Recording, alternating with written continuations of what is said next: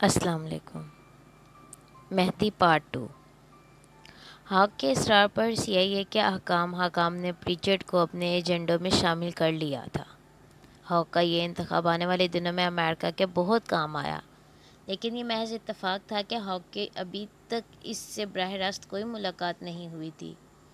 جن دنوں میں پریچرڈ امریکہ کے لیے کام کر رہا تھا، ان دنوں ہاک جنوبی امریکہ کے ممالک کے لیے سی آئی اے کا آپریشنل ہیڈ تھا۔ اس کو ایک امر کی حکومت کو مضبوط بنانا تھا۔ بعد میں جب وہ واشنگٹن واپس لوٹا تو پریچرڈ سارے کاروبار چھوڑ کر ملیشیا کے جنگلوں میں بس گیا تھا۔ موسیقی اپنی لہریں بکھیر رہی تھی۔ ہاک اپنے خیالات میں کھویا ہوا تھا۔ اسے اعلیٰ حکام کے لیے اپنے دورے کی رپورٹ تیار کرنا تھی۔ اس نے ایشیا، خصوصاً مشرق بعید کے ملکوں میں ایسا نظام بنایا تھا جس نے امریکہ کو اس علاقے میں بالادستی دلوانا تھی۔ اب اس کا نیا ٹارگٹ مشرق وسطیٰ تھا۔ اچانک موسیقی بند ہو گئی اور خاموشی لوٹ آئی۔ میرے خیال میں تم کو نیاگ پینا پسند نہیں۔ پریچرڈ کی آواز نے ہاک کی سوچ کو ختم کیا۔ بہت شکریہ، کھانا ویسے بھی بہت لذیذ تھا۔ ہاک نے بچنے کی کوشش کی، لیکن پریچرڈ نے اسے انکار کا موقع نہ دیا۔ اس نے لڑکی کو اشارہ کیا جس نے 3 گلاسوں میں کنیاک انڈیلی۔ پریچرڈ نے لڑکی کو بھی گلاس اٹھانے کا مشورہ دیا۔ لڑکی نے بھی مسکراتے ہوئے گلاس اٹھایا۔ تمہارا دورہ کیسا رہا؟ بہت اچھا، میری توقع سے بھی زیادہ اچھا۔ اس علاقے میں طاقت کا توازن تمہارے ملک کی طرح بلکہ تمہارے ملک کی طرف جھک رہا ہے۔ پریچرڈ نے ہاک کی حیرانگی میں اضافہ کیا۔ ہاک نے موضوع بدلنے کی کوشش کی۔ پریچرڈ، تمہیں ریٹائرڈ ہوئے کتنا عرصہ گزرا ہے؟ شاید 5 برس، لیکن ابھی بھی لوگ میرا پیچھا نہیں چھوڑتے۔ کیا تمام مکتبہ فکر کے لوگ تمہیں ملنے آتے ہیں؟ ہاں، پچھلے ہفتے ہی مسٹر کوسلو مجھ سے ملنے آیا تھا۔ گھبراؤ نہیں، وہ بھی شاید شراب پینے آیا تھا۔ ہاک چونک گیا، کیونکہ کوسلو جنوبی ایشیا کے لیے کے جی بی کا سربراہ تھا۔ اچھا، ریٹائرمنٹ کے بعد بھی تم مختلف لوگوں کے لیے کام کرتے ہو۔ پریچرڈ نے ہاک کی بے چینی کو محسوس کیا۔ میں تمہیں ایک اہم بات بتاؤں، اس کا ذکر کسی سے نہ کرنا۔ میں کبھی بھی باقاعدہ کے جی بی کا ایجنٹ نہیں رہا۔ ہاں، شاید کبھی کبھار کوئی چھوٹا موٹا کام کیا ہو تو الگ بات ہے۔ شاید وہ میری اصلیت کو جانتے ہیں۔ ہاک کو اس کی بات ہضم نہیں ہوئی۔ پریچرڈ نے لڑکی کی اڑیا جسم پر ہاتھ پھیرتے ہوئے کہا، اس بڑھاپے میں سوائے ہاتھ پھیرنے کے میں کچھ اور کر بھی نہیں سکتا۔ ویسے تمہارا مشرق وسطیٰ کا کیا پروگرام ہے؟ ہاک ایک دفعہ پھر پریشان ہوا۔ اس کمبخت بوڑھے کو یقیناً ٹیلی پیتھی آئی تھی۔ دماغ میں موجود خیال تک پڑھ لیتا ہے۔ ہاک نے دل میں بوڑھے کی تعریف کی۔ کیا مطلب؟ مطلب یہ کہ یہاں پر تو تمہارا کام ختم ہو گیا ہے۔ اب یقیناً تم لوگوں کی اگلی منزل مشرق وسطیٰ ہوگی، اور میرے اندازے کے مطابق تو واشنگٹن میں اس پر کام بھی ہو رہا ہے۔ کیا تم نہیں جانتے اس کو؟ یا لیکن تم کرنا کیا چاہتے ہو؟ ہاک کی ساری صورتحال سے گھبرا سا گیا تھا۔ اس نے شراب کا گلاس اٹھایا اور بالکنی میں ٹہلنا شروع کر دیا۔ ہم مشرق وسطیٰ میں اپنے ایجنڈوں کی تعداد میں اضافہ کر رہے ہیں، لیکن کیا محض اپنے ایجنڈوں کی تعداد بڑھانے سے تم مشرق وسطیٰ میں کے جے بی کا مقابلہ کر سکو گے؟ ہاک نے پریچرڈ کے جملے کاٹ کر محسوس کیا کہ وہ جملے نہیں، کوئی تیر برسا رہا ہے۔ شاید کسی حد تک۔ کے جی بی کا مقابلے میں ہماری پوزیشن اس علاقے میں خاصی مختلف ہے۔ ہاں، مجھے معلوم ہے، لیکن یہ تمام انتظامات کے جی بی کا مقابلہ کرنے کے لیے ناکافی ہیں۔ ہاک نے اس کا مذاق اڑانے کی کوشش کی۔ تمہارے پاس اس کا کوئی حل ہے؟ ہاں، میرے پاس ایک حل ہے۔ حل نہیں بلکہ ایک تجویز ہے جس کے ذریعے تم اپنی مشکلات پر قابو پا سکتے ہو۔ ویسے بھی اچھا نہیں لگتا کہ تم صرف کونیاک اور کھانے کے لیے میرے پاس آؤ۔ بیٹھ کر میری بات سنو۔ میرے پاس اس مسئلے کا ایک ہی حل ہے، اور وہ ہے مذہب۔ مذہب؟ ہاک کو برے پر ہنسی آئی۔ ہنسنے کی کوئی ضرورت نہیں ہے، میں برا ضرور ہوں پر خپتی نہیں۔ ویسے بھی تم یہ جانتے ہو کہ ہاتھی مرا بھی 1.25 لاکھ کا ہوتا ہے۔ پریچرڈ کے جواب نے ہاک کو شرمندہ کر کر رکھ دیا۔ میرے تجربے کے مطابق تمہارے مسئلے کا واحد حل مذہب ہے۔ مذہب کیا ہے؟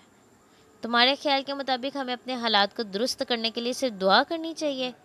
ہاک تل میں لا گیا، لیکن ہاک کے اس جواب نے پریچرڈ کے چہرے پر مایوسی بکھیر دی۔ بات سمجھنے کی کوشش کرو مسٹر ہاک، تم نے تجویز مانگی تھی اور وہی میں نے دی ہے، لیکن ابھی میری بات پوری نہیں ہوئی۔ میں نے تو ابھی تمہیں بات پوری بتائی ہی کہاں ہے۔ ہاک کو اپنی غلطی کا احساس ہو گیا۔ اس نے معذرت خانہ انداز میں پریچر کی طرف دیکھا، جس نے اس کی طرف دیکھے بغیر اپنی بات جاری رکھتے ہوئے کہا، مذہب اسلام تمہارے مسائل کا حل ہے۔ لوگ یہ سمجھتے ہیں کہ اسلام میں فرقہ بندی، ایران عراق جنگ، مصر اور لیبیا کا سرحدی تنازع یہ سب سے بڑی طاقتوں کا پیدا کرتا ہے، لیکن یہ سب تجزیہ نگار غلط ہے۔ مذہب اسلام تمام دوسرے مذاہب سے مختلف ہے۔ عیسائیت، یہودیت، بدھزم کے برعکس یہ مذہب صرف عبادات کا مجموعہ نہیں بلکہ زندگی کے ہر شعبے میں اس کا اطلاق ہوتا ہے۔ صبح اٹھنے سے لے کر رات سونے تک زندگی کا کوئی شعبہ ایسا نہیں جو اس سے بچا ہو۔ ویسے بھی اسلام کا معنی اطاعت کا ہے، تابعداری کا ہے۔ میں تمہاری بات سمجھتا ہوں اور مجھے یہ بھی معلوم ہے کہ متحدہ اسلام کی طاقت بھی لازوال ہوگی، لیکن یہ سب کچھ کیسے ہوگا؟ لوگوں کو اکٹھا کرنا انہیں بکھیرنے سے کہیں مشکل کام ہے؟ ہاک نے پریچرڈ سے سوال کیا۔ اور ان متحد لوگوں کو کنٹرول کون کرے گا؟ پریچرڈ کے چہرے پر ایک طنزیہ مسکراہٹ ابھری۔ ان لوگوں کو تم لوگ کنٹرول کرو گے، یعنی اہل مغرب، خصوصاً امریکن۔ رہا سوال ان کو اکٹھا کرنے کا، تو اس کے لیے تمہارا تھوڑا سا ان کا راستہ تبدیل کرنا ہوگا۔ لیکن کیسے؟ ہاک کی بے چینی بڑھتی جا رہی تھی۔ صرف ایک معجزہ دکھانا ہوگا۔ معجزہ؟ مسٹر پریچرڈ، تم اپنے حواس کھو بیٹھے ہو۔ پریچرڈ نے ہاک کی بات کو نظر انداز کرتے ہوئے بات جاری رکھی۔ کیا یہ بات مجھے بتانی پڑے گی کہ جس ملک نے سب سے پہلا آدمی چاند پر بھیجا، سب سے پہلی ایٹمی طاقت بنا، جس کی اگر پوری نہیں تو آدھی دنیا پر حکومت ہے، ایک معجزہ نہیں دکھا سکتا؟ چلو میں نے مان لیا، لیکن یہ معجزہ کیسے ہوگا؟ ہاک نے سوال کیا۔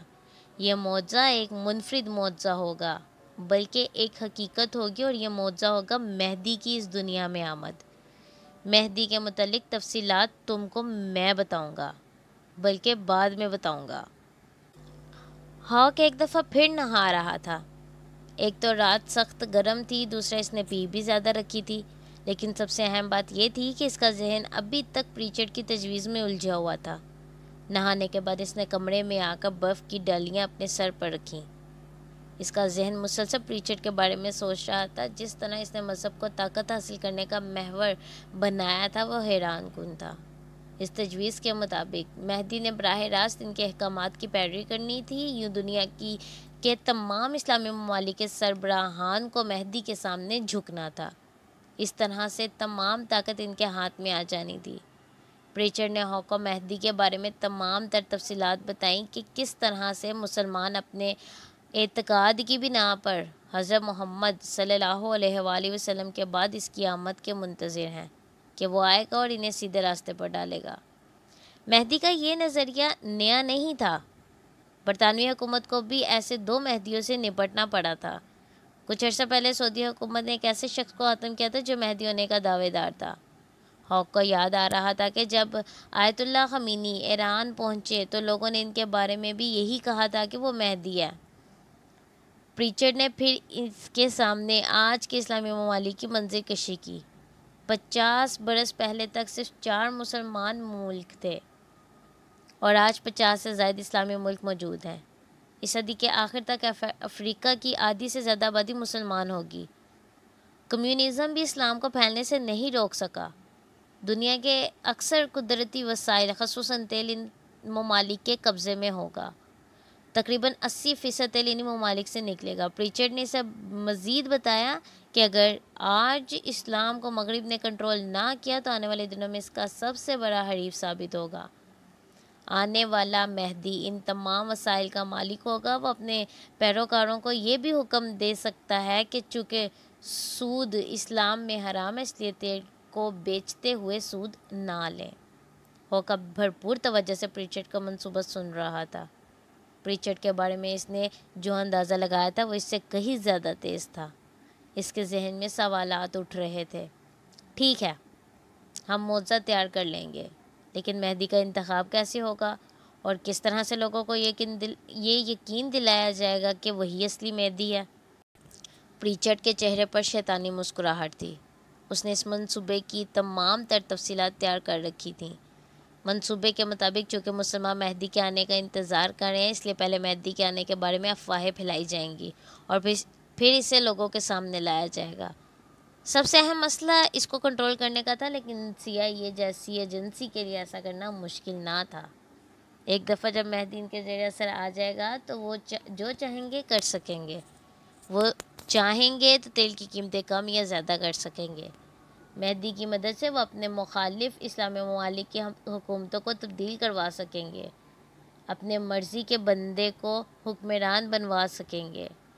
چونکہ ان اسلامی ممالک میں بنیاد پرستی بڑھ رہی ہے، مہدی کے ذریعے سے وہ اس پر قابو پا سکیں گے، حتیٰ کہ ایران جیسے کٹر امریکہ مخالف ملک پر بھی قابو پا سکیں گے۔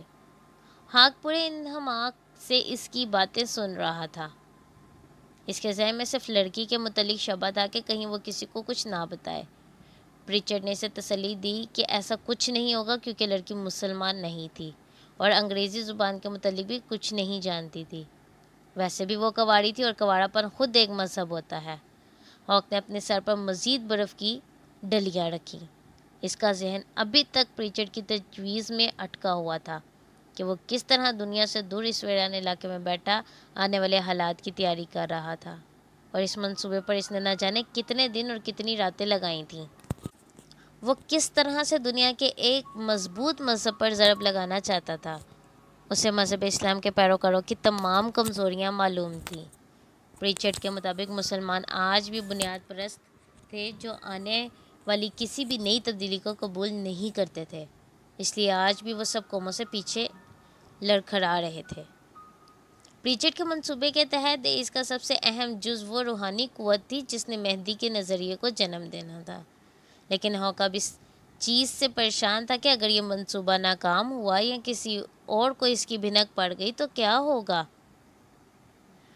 اس صورت میں مشرق وسطیٰ کے تمام اسلامی ممالک مغربی دنیا کے خلاف اٹھ کھڑے ہوتے اور تیل کی سپلائی ان کے لیے ہمیشہ کے لیے بند ہو جاتی، جس سے مغربی دنیا اور امریکہ کی معیشتیں تباہ ہو جاتی۔ اس نے اس بات کا ذکر جب پریچرڈ سے کیا تو اس کے چہرے پر پہلے بڑی ناگواری ابھری۔ کیا تمہیں وہ پہلا سبق بھول گیا ہے جو کہ کسی بھی خفیہ ایجنسی کے اہلکار کو دیا جاتا ہے؟ ہاک سوچ میں پڑ گیا۔ پریچرڈ دوبارہ گویا ہوا۔ اس پہلے سبق کے مطابق کوئی بھی کام کسی دوسری خفیہ ایجنسی کے ذریعے کرواؤ، تم پیچھے رہو، اس کو آگے کر دو۔ ناکامی کی صورت میں تمام الزامات اسے بھی بھگتنے پڑیں گے، تم آرام سے غائب ہو جاؤ۔ ہاک نے اس کی ہاں میں ہاں ملائی۔ موجودہ منصوبے میں ہم کس ایجنسی کو سامنے رکھیں گے؟ میرے خیال کے مطابق دو ایجنسیاں ایسی ہیں جن کو ہم استعمال کر سکتے ہیں، ایک برطانیہ کی خفیہ ایجنسی MI6 یا دوسری اسرائیل کی خفیہ ایجنسی موساد۔ پریچرڈ نے اپنے منصوبے کا اگلا حصہ پیش کیا۔ ہاک باریک بینی سے اس کے منصوبے کا جائزہ لینے لگا۔ اس نے برطانیہ کی خفیہ ایجنسی MI6 کو چنا۔ برطانوی ایجنسی کو چننے کی کئی وجوہات تھی۔ اس کی سب سے بڑی وجہ برطانیہ کا مشرق وسطیٰ سے گہرا لگاؤ تھا۔ وہ اب بھی لارنس آف عربیہ کے کردار کو یاد کرتے تھے جو اس نے برطانیہ کے لیے عرب دنیا میں انجام دیا تھا۔